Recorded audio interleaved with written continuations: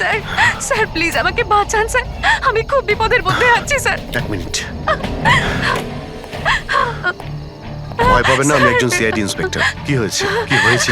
Sir sir sir sir ওই বাড়িটাতে ওখানে ওরা সবাই মেরে ফেলবে আমাকে স্যার, আমাকে নিয়ে চলুন এখান থেকে। এক মিনিট, কোথায়? না না না, আমি ওখানে যাব না। ঠিক আছে, আপনি দাঁড়ান, আমি দেখে আসছি। না না স্যার, আমাকে এখানে এইভাবে একা ছেড়ে যাবেন না স্যার, আমার খুব ভয় করছে এখানে। ম্যাম একটা কাজ করুন, আপনি এদিকে আসুন, আসুন এদিকে আসুন, এই গাড়িতে বসুন, বসুন, আপনি গাড়িতে বসুন, আপনি গাড়িতে থাকুন, আমি দেখে আসছি। ওকে, ঠিক আছে, বসুন।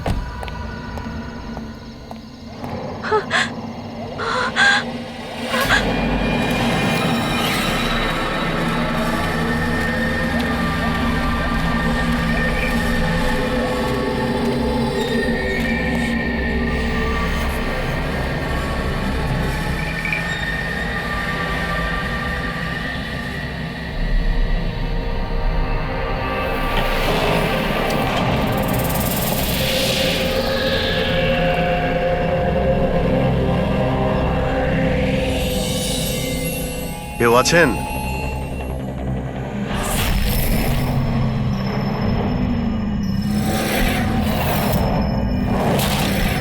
তো মনে হচ্ছে অনেক বছর ধরে বন্ধ রয়েছে।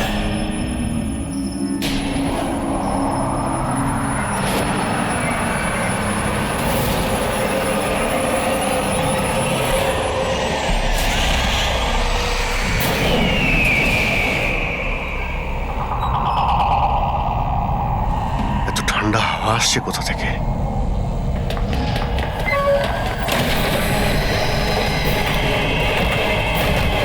দরজা কে বন্ধ করলো? দরজা খুলুন, দরজা খুলুন বলছি। কে ওখানে? কে ওখানে?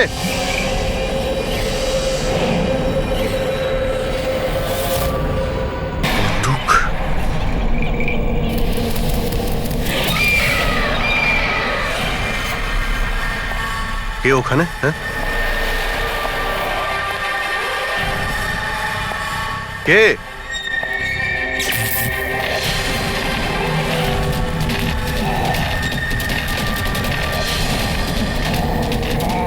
এই কি হচ্ছে এই সব?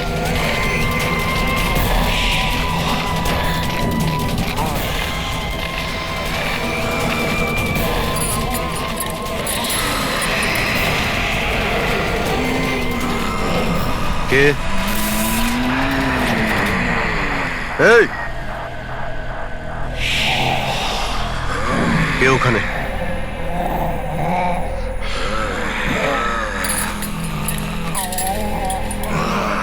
এই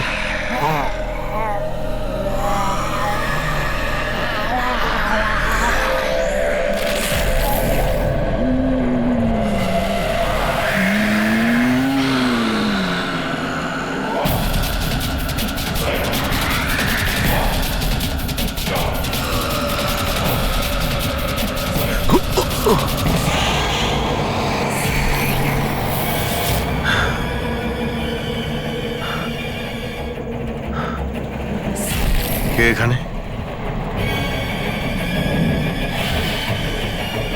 কে ওখানে?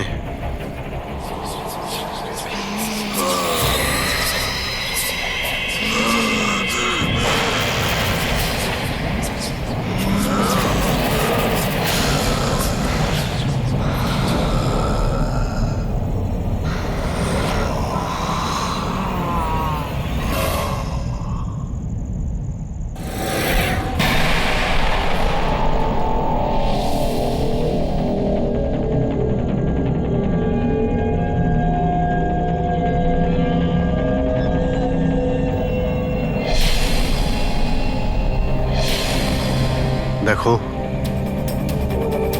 তুমি যেই হও না কেন, সামনে এসো।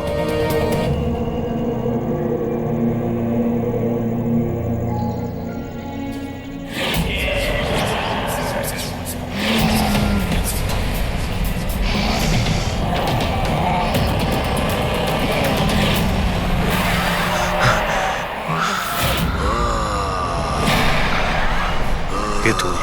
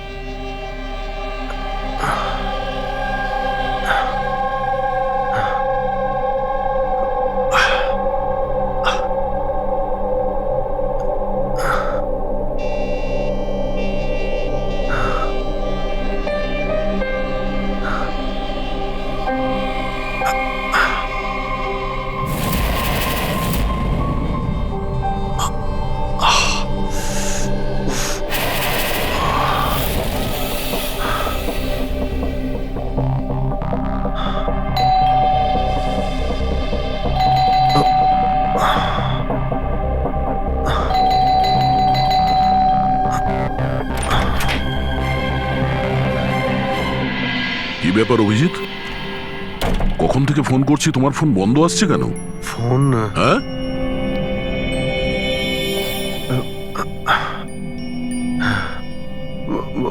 বন্ধ হয়ে গেছে। তোমার শরীর ঠিক আছে তো?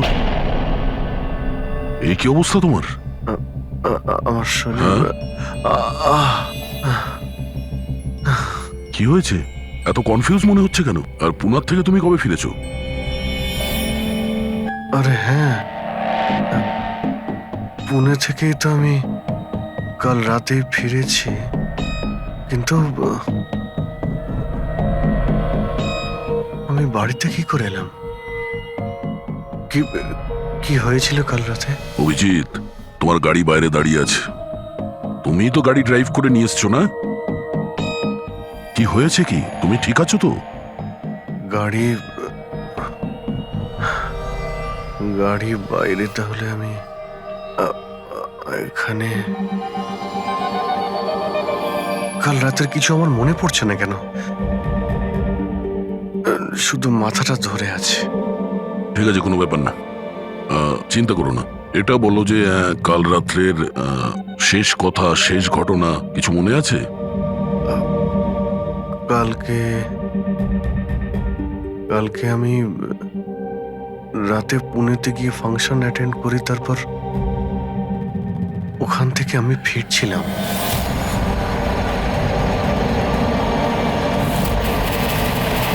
তারপরে আমি এখানে কি করে পৌঁছলাম, কখন ঘুমোলাম, কিছুই তো মনে নেই। তারপর তুমি ডোরবেল বাজালে, তারপরেই আমার ঘুম ভাঙলো। আমি এখানে সোফাতে ঘুমোচ্ছিলাম, এই ড্রেস পরেই ছিলাম। জানি না ভাই, কাল রাতের কিছু মনে পড়ছে না কেন। কে জানে আবার অভিজিতের কি হলো। আচ্ছা, ওর আবার স্মৃতিশক্তি চলে যায়নি তো? আমি নিজেকেও চিনতে পারি না স্যার। আমি কি করি, কোথায় যাই, কার সঙ্গে দেখা করি, আমি কিছুই জানি না। কেউ জানে না বস, কখন কিভাবে ও সামনে চলে আসবে। জানি না দয়া, আমার কেন মনে হচ্ছে যে কাল রাতে এমন কিছু হয়েছে যেগুলো হওয়াটা উচিত হয়নি। কিন্তু কি কি করে জানতে পারবো? চিন্তা করো না, মনে পড়ে যাবে, মনে পড়ে যাবে কাল রাত্রে কি হয়েছিল। আমরা আবার পুনেতে যাই। হ্যাঁ হ্যাঁ, তুমি ফ্রেশ হয়ে যাও, আমি তোমার জন্য চা বানাচ্ছি। আচ্ছা আচ্ছা, ঠিক আছে।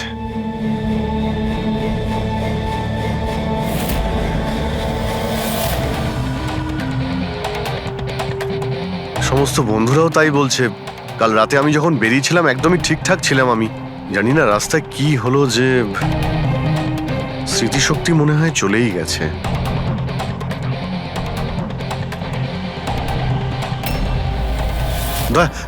এক মিনিট দাঁড় করো তো গাড়ি। এক মিনিট ব্যাস এইখানে। এক মিনিট। মুম্বাই 70 কিলোমিটার, এটা আমার পরিষ্কার মনে আছে। কাল রাতে আমি এটা দেখেছিলাম, মুম্বাই 70 কিলোমিটার। তারপরে কিছু হয়েছিল। গুড, তার মানে যা কিছু ঘটেছে এরপরে ঘটেছে। হ্যাঁ হ্যাঁ, দয়া গাড়িটা ঘোরাও। চলো।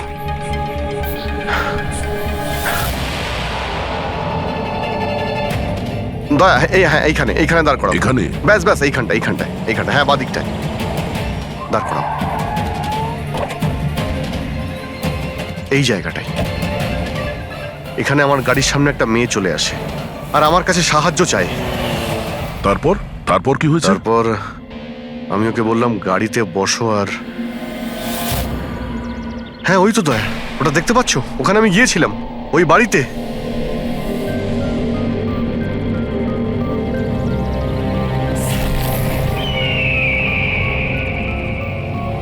এই হলো সেই বাড়িটা কাল রাতে আমি যেখানে এসেছিলাম।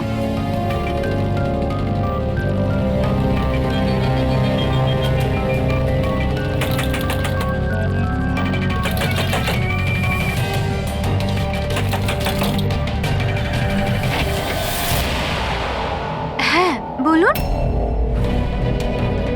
তুমি? ওরা সবাই আমাকে মেরে ফেলবে স্যার, প্লিজ আমাকে এখান থেকে নিয়ে চলুন। হ্যাঁ এই তো, এই সেই। তুমি কাল রাতে সাহায্য চাইতে এসেছিলে না? এখন ঠিক আছো? কি? আমি সাহায্য চাইতে এসেছিলাম? আমি তো আপনাকে চিনিই না। আচ্ছা আপনারা কারা বলুন তো? তুমি তুমি আমাকে চেনো না?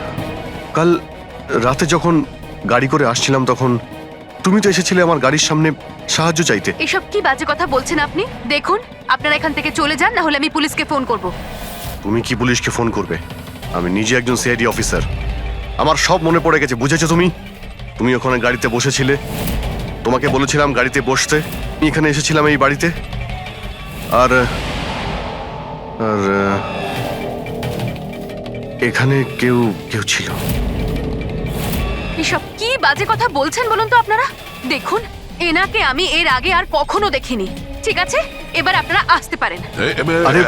এক মিনিট ম্যাম, এক্ষুনি জানতে পারবো যে ও কালকে রাত্রে আপনার সঙ্গে দেখা করেছিল কিনা। অভিজিৎ, একটু ভেতরে গিয়ে দেখো এই বাড়িটাই কিনা। আরে এক মিনিট প্লিজ আমার কথাটা শুনবেন তো।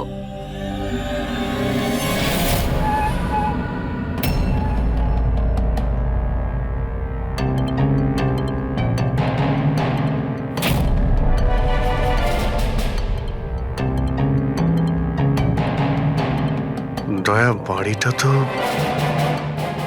এটাই, কিন্তু এরকম ছিল না বাড়িটা। সবকিছু কেমন অন্যরকম লাগছে।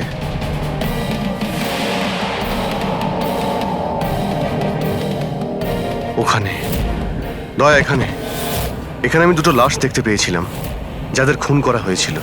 এখন আমার সব মনে পড়ে গেছে। কি হলো, তুমি তুমি আমার কথা বিশ্বাস করছো না? আরে দয়া, সত্যি এখানে দুটো লাশ ছিল এখানে। আরে এখানে একজন ভয়ানক মহিলা ছিলেন, ওনার মাথাটা গোল গোল ঘুরছিল 360 ডিগ্রি অ্যাঙ্গেলে। আর তারপরে আমি ওর সামনে ছিলাম, আর হঠাৎ আমার চোখের সামনে অন্ধকার হয়ে যায়, আর আমি অজ্ঞান হয়ে যাই। আর চোখ খোলার পরে দেখি আমি আমার বাড়িতে। দেখুন আপনারা সিআইডি থেকে এসেছেন, সেজন্য এতক্ষণ ধরে আপনাদের বাজে কথা আমি শুনছি, কিন্তু এবার অনেক হয়েছে। আপনারা দয়া করে এবার এখান থেকে চলে যান। আমি বুঝতে পারছি না আপনি এ কেমন খেলা খেলছেন, কিন্তু এক মিনিট অভিজিৎ, এক মিনিট। যদি আমি মেনেও নি যে কাল রাত্রে তোমার সঙ্গে এইসব ঘটেছিল, তাহলে গাড়িতে বসে তুমি বাড়ি ফিরলে কি করে? গাড়ি চালিয়ে? হ্যাঁ হ্যাঁ, আমি বাড়ি কি করে ফিরলাম? দেখো দয়া, আমি জানি যে আমার কথা বিশ্বাস করা প্রায় অসম্ভব, কিন্তু কিন্তু কিন্তু তুমি তো কাল আমার কাছে সাহায্য চাইতে এসেছিলে। এখন কেন মিথ্যে কথা বলছো তুমি? আমি কেন মিথ্যে বলবো? আমি তো কাল রাতে এখানে ছিলামই না। এই দেখুন, এই দেখুন, আমি আজ সকালেই এখানে এসেছি। আচ্ছা, তো আমি মিথ্যে বলছি? মিথ্যে কথা বলছি আমি? দয়া, আমি সত্যি বলছি, এখানে দুটো লাশ ছিল, আমি দেখেছিলাম এখানে, আর এটা আমি প্রমাণও করে দিতে পারি। এই বাড়িটাও যতই পরিষ্কার করুক না কেন, তুমি তো খুব ভালো করেই জানো দয়া, রক্তের দাগ এত সহজে যায় না। লুমিনয়েল টেস্ট করে দেখে নিচ্ছি। হ্যাঁ,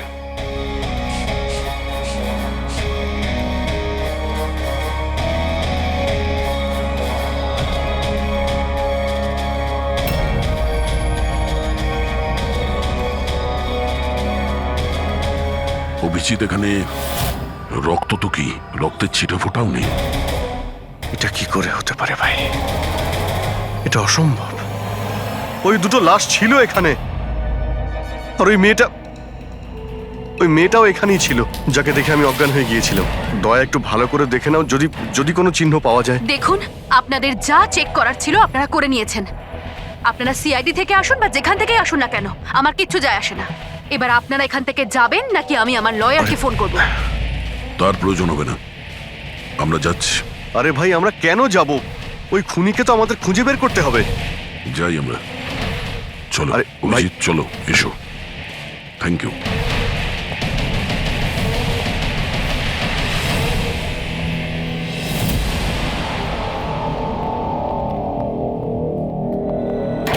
আচ্ছা, তোমার মনে হচ্ছে যে আমি মিথ্যে কথা বলছি?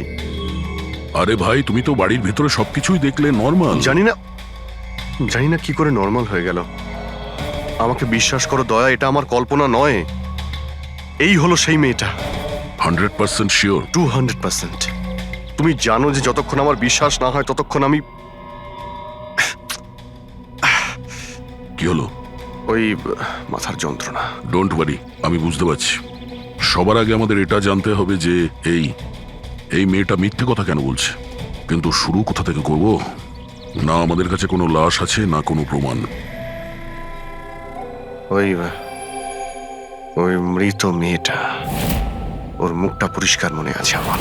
গ্রেট, তাহলে ওই মেয়েটার স্কেচ বানাই, জানতে তো পারি যে মেয়েটাকে। স্যার, জানেন তো এরকম গ্রাম খুব ভালো লাগে। এখানে সবাই একে অপরকে চেনে, আর আমাদের শহরে তো একজন প্রতিবেশী আরেকজনের নামই জানে না। হ্যাঁ পঙ্কজ, এটাই তো পার্থক্য, আর এটাই বিশেষত্ব ছোট শহর আর মেট্রো সিটিজের। ও ভাই, একে কোথাও দেখেছো? না, কখনো না।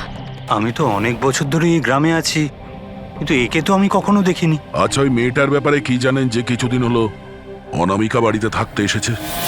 অনামিকা বাড়িতে থাকে? না, আমি ওই বাড়ির ব্যাপারে কোনো কিছু জানিও না, আর এই মেয়েটাকেও কখনো দেখিনি। আমি কিছু জানি না। হ্যাঁ, এই মেয়েটা এই গ্রামে থাকে? না, আমি দেখিনি, আর এই গ্রামেও থাকে না। আচ্ছা, আপনাদের গ্রামের বাইরে যে পোড়ো বাড়িটা রয়েছে, অনামিকা বাড়ি, সে ব্যাপারে আপনারা কিছু জানেন?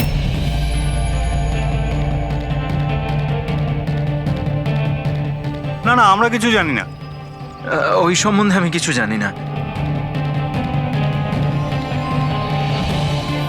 আচ্ছা ভাই, এই যে মেয়েটাকে দেখছেন, একে আশেপাশের কোনো গ্রামে দেখেছেন? না স্যার, আমি তো এই মহিলাকে চিনি না। ম্যাম প্লিজ একটু মন দিয়ে দেখুন, খুব ইম্পর্টেন্ট। না, আমি আগে কখনো দেখিনি। আর ওই যে অনামিকা বাড়িটা আছে গ্রামে, ওর ব্যাপারে কিছু বলতে পারবেন?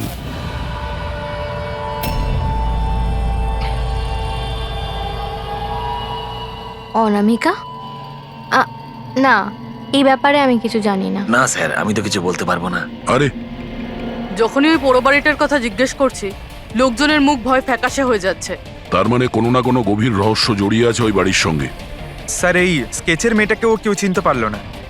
হতে পারে ওই মেয়েটা এই গ্রামের নয়। স্যার, এটাও তো হতে পারে ও কোনো হোটেল বা গেস্ট হাউসে রয়েছে। এই গ্রামের আশেপাশে দুটোই হোটেল আছে, ওখানে গিয়ে জানার চেষ্টা করি।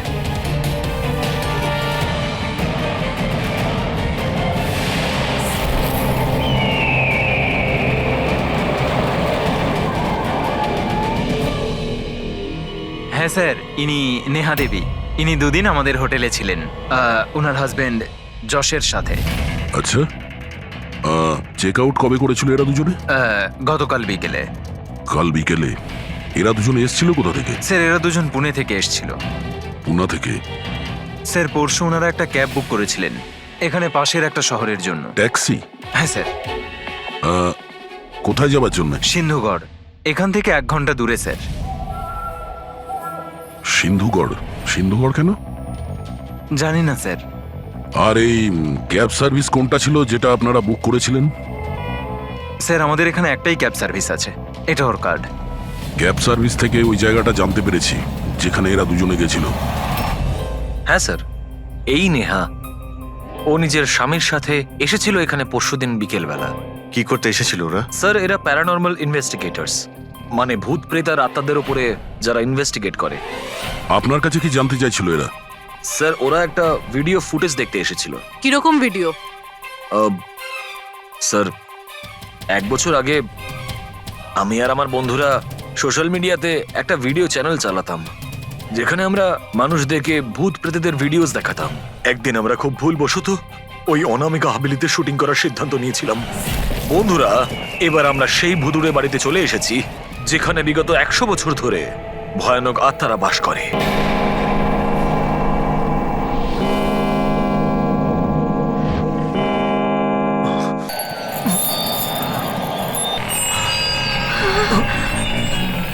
ঠান্ডা লাগছে প্রচন্ড, হঠাৎ করে রুমের টেম্পারেচারও ফল করছে। অদ্ভুত ব্যাপার। চলো শালু, ওপরে যাই।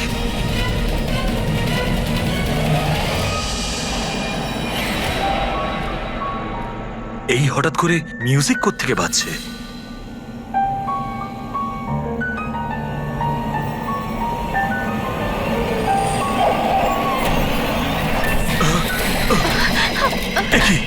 কি হচ্ছে এসব কিছু? আরে কি হচ্ছে নাকি রনি? আরে এটা এটা এটা কি কি হচ্ছে এসব? আরে শালু, কি হচ্ছে এসব? আরে রনি, আরে কি হচ্ছে এসব কিছু? চলো পালাই আমরা এখান থেকে। পালাও এখান থেকে। পালাও, পালাও এখান থেকে। আরে দরজাটা খোলো। দরজা খোলো। আরে দরজাকে বন্ধ করো। দরজা খোলো। দরজাটা খুলে দাও। দরজা খোলো। কেউ দরজাটা খোলো।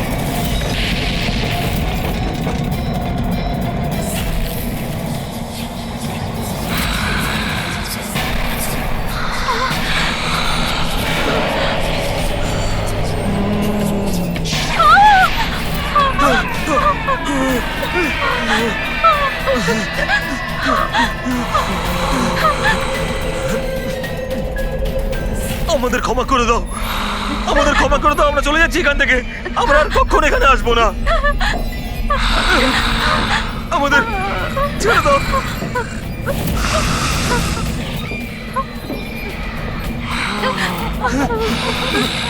না,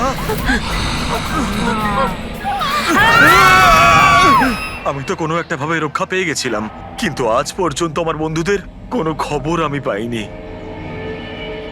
এইরকমই শব্দ, একই রকম দেখতে, এরকমই তো। দয়া, আমি ওই বাড়িতে এরকমই দেখেছিলাম।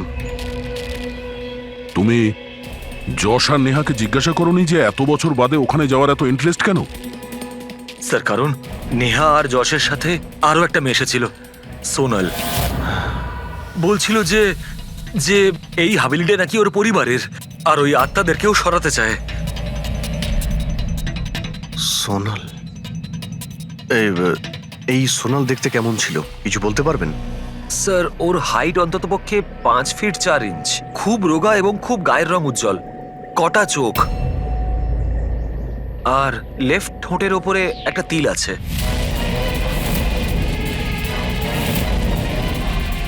দেখলে দয়া, ওই মেয়েটাই কাল রাতে আমার কাছে সাহায্য চাইছিল, আর আজকে ওই মেয়েটা আমাকে চিনতেও অস্বীকার করলো।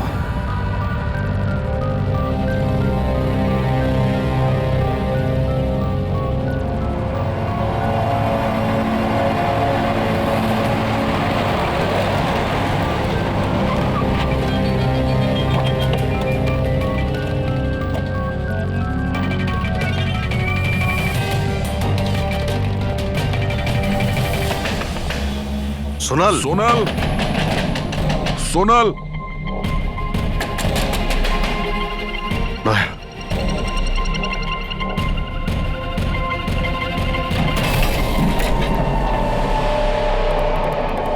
দেখলে কোনো জিনিসই এখানে নেই, মনে হচ্ছে ও পালিয়ে গেছে। সোনাল!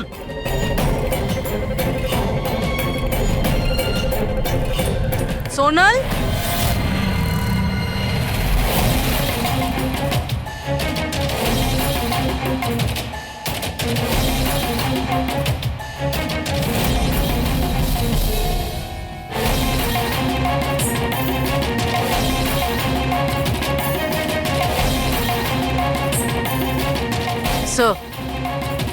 স্যার সব জায়গায় দেখলাম, কোথাও নেই। আচ্ছা, সোনাল এখানে নিজের ইচ্ছায় ঘর ছেড়ে চলে গেছে না? আচ্ছা, ওর প্রাণ সংশয় নেই তো?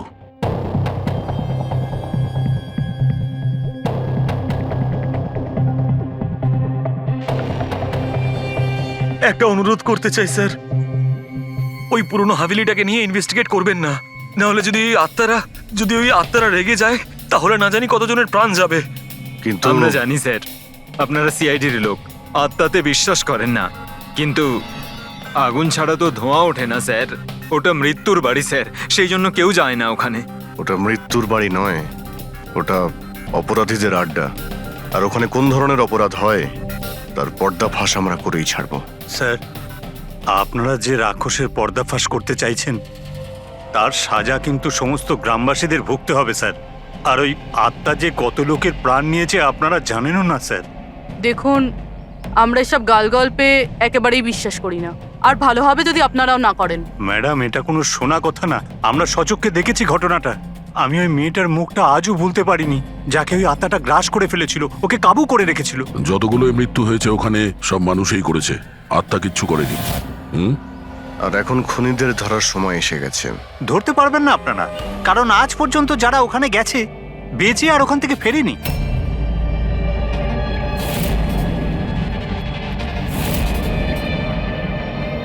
ঠিক আছে, আমরা এখনই ওখানে যাচ্ছি, আর আজ রাত্রে আমরা ওখানেই থাকবো।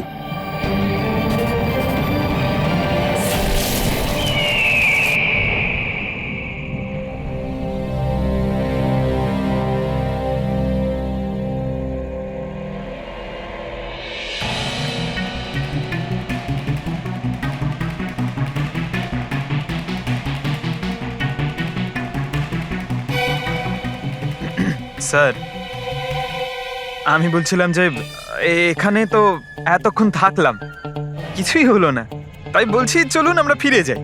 হ্যাঁ স্যার। যাবো, তবে কাল সকালে। হ্যাঁ, একটা কাজ করো, একটু ঘুরে এসো বাড়ির চারিদিকে। একা একা স্যার? হ্যাঁ, একা। চলো, যাও যাও।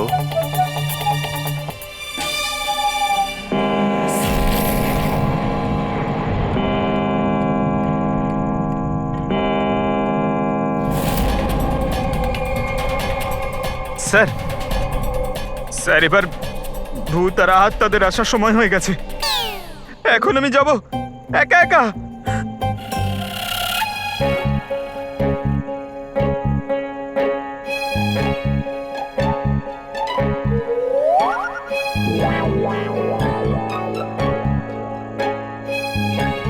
ঠিক আছে, একাই জুনিয়র আছি তো, ফ্রেডি স্যারও নেই।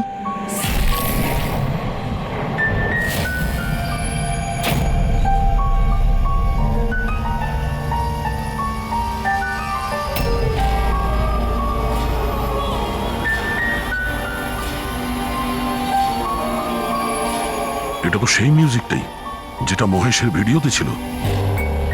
এটা বাজাচ্ছে কে?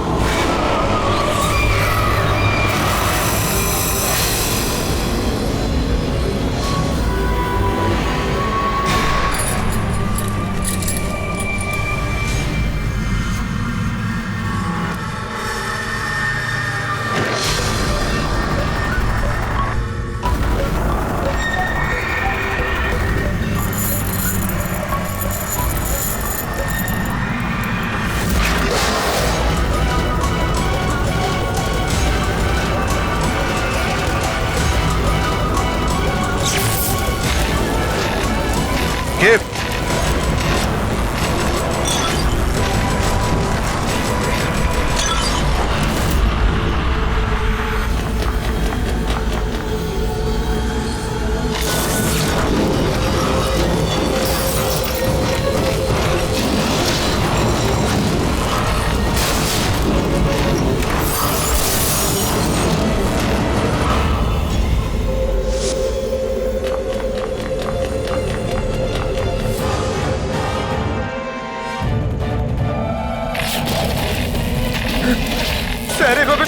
কেন?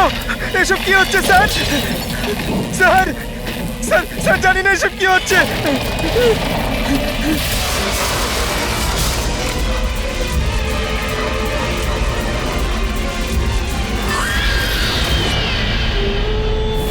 স্যার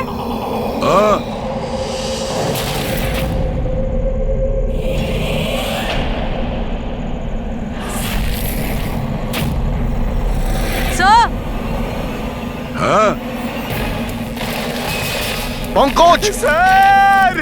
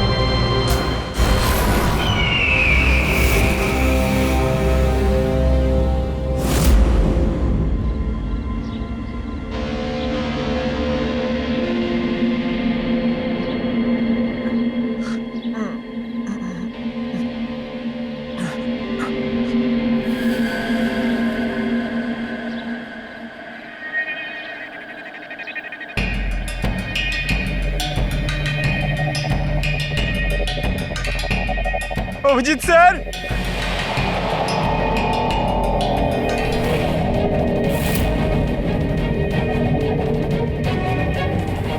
দয়া স্যার, দয়া স্যার, দয়া স্যার, দয়া স্যার, উঠুন, দয়া sir, sir sir sir Abhijit Purabi পাইনি স্যার, স্যার স্যার স্যার খোঁজো, অভিজিৎ আর পুরবীকে খোঁজো। অভিজিৎ, অভিজিৎ, পুরবী!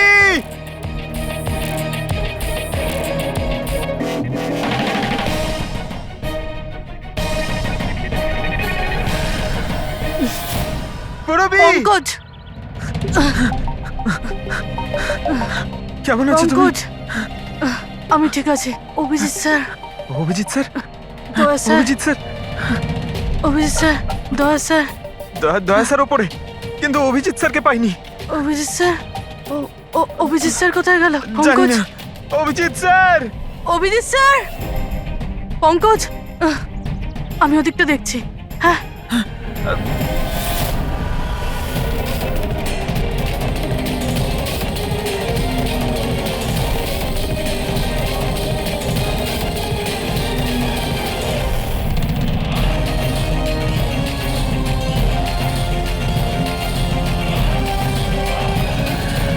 অভিজিৎ,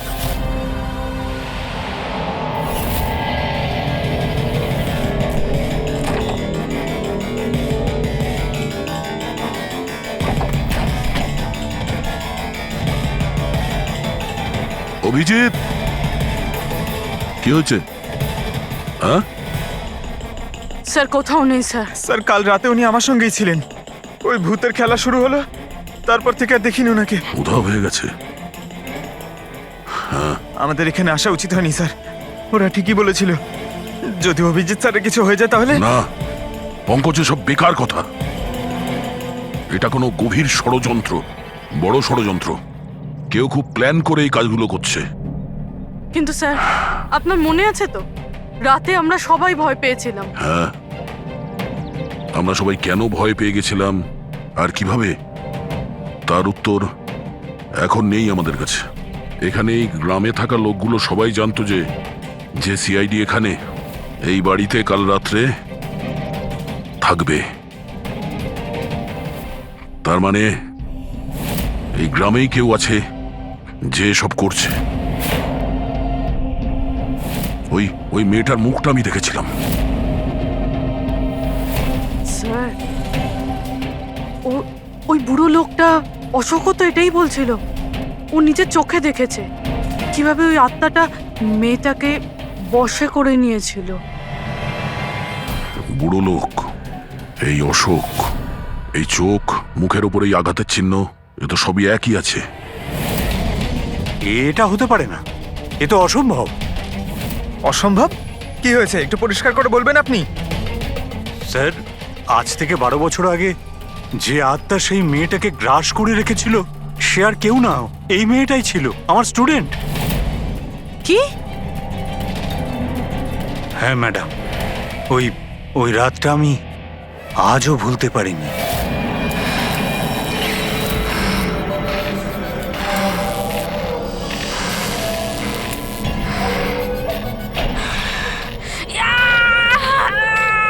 শোনো শোনো, আমি ডক্টর সুশীল, তুমি চিন্তা করো না, সব ঠিক হয়ে যাবে।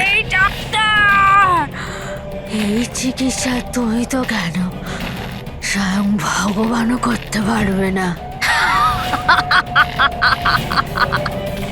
আমাকে তোমরা কেউ বাঁচাতে পারবে না। আমার সাথে তোমরা সবাই মরবে। ছেড়ে দাও দিদি, ছেড়ে দাও, ওকে ছেড়ে দাও। শোন শোন, আমার কথা শোন না। দিদির কি হয়ে গেল? দিদি, আলিয়ার কি হলো? দিদি, কোথায় যাচ্ছে? অনন্যা! তার মানে ও ফিরে এসেছে আত্মা হয়ে। মরা মানুষ ফিরে আসে না পঙ্কজ। অশোকবাবু, আপনার পুরো মনে আছে যে ওই রাতে আনিয়া মারা গেছিল? স্যার, আমি তো নিজেও শেষ কাজের সময় গিয়েছিলাম, আর আমি চোখের সামনে ওর চিতাকে জ্বলতে দেখেছিলাম স্যার। তারপর থেকে এই বাড়িটা খালি পড়ে আছে, আর 12 বছর আগেই সবাই গ্রাম ছেড়ে চলে গেছে। মানে তারপর থেকেই এই বাড়িটা খালি, কেউ থাকে না এখানে? হ্যাঁ স্যার, এরম জায়গায় কারা থাকবে যেখানে মৃত্যুর ছায়া আছে?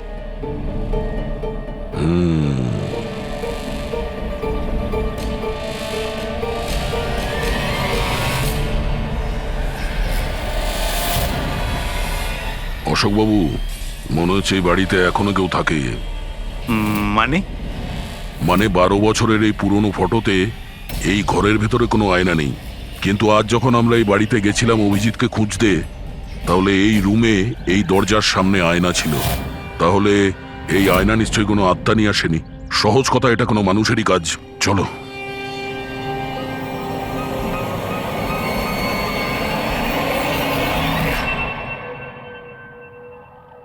এই আয়না, এই আয়না মনে হচ্ছে ঠিক নয়, কিছু গন্ডগোল আছে। একটু সরাও এটাকে।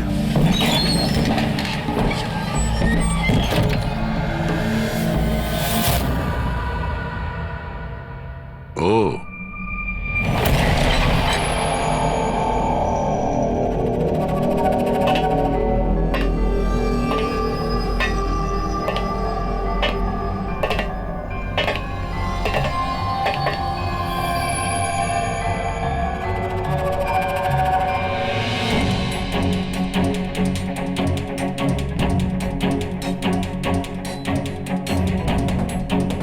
স্যার, এটা এই গ্লাস, এই খাবার জিনিস, আর এই শেকল স্যার, মনে হয় এখানে কাউকে বেঁধে রেখেছিল।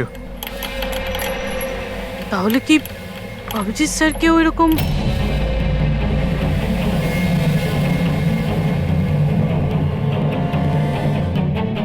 স্যার, হ্যাঁ? স্যার এই দেখুন। ও নো, নেহা, যশ, এই মহিলাটা কি?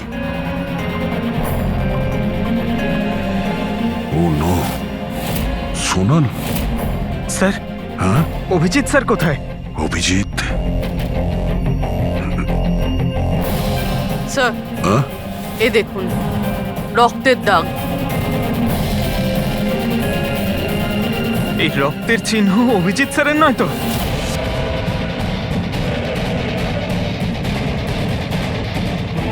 এই দরজা?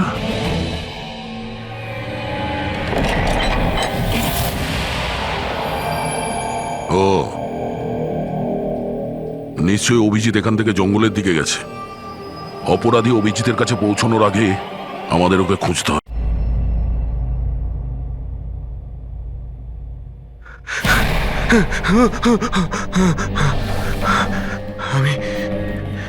আমি কোথায়? আমি কোথায়? আপনি শুয়ে থাকুন, দেখুন আমরা আপনাকে ব্যান্ডেজ করে দিচ্ছি। আপনি ওখানে জঙ্গলে পড়েছিলেন অজ্ঞান আর রক্তাক্ত অবস্থায়। আমি দয়ার সঙ্গে কথা বলতে চাই। ওকে কিছু এখনই বলতে হবে আমাকে। দেখুন আমরা আপনার বন্ধুদের ফোনে ট্রাই করছি, কিন্তু ওদের নম্বর লাগছে না। আমি দেখছি নাম্বার লাগছে না।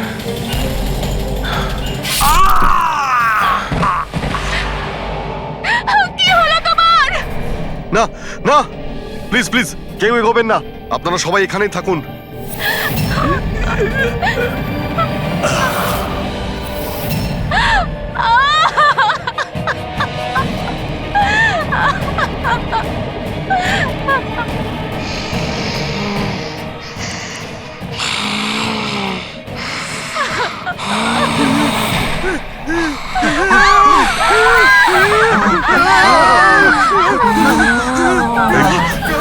খবরদার যদি কাউকে ক্ষতি করার চেষ্টা করিস,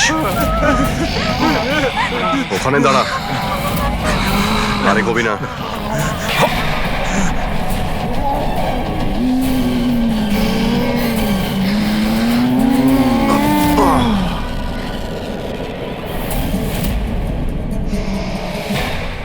রাধিকা, তুমি?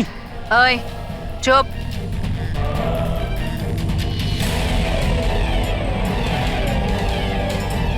ওই এবারে কেউ মেরে ফেল। না না না না না না না। এবার তো সবাইকে মারতেই হবে।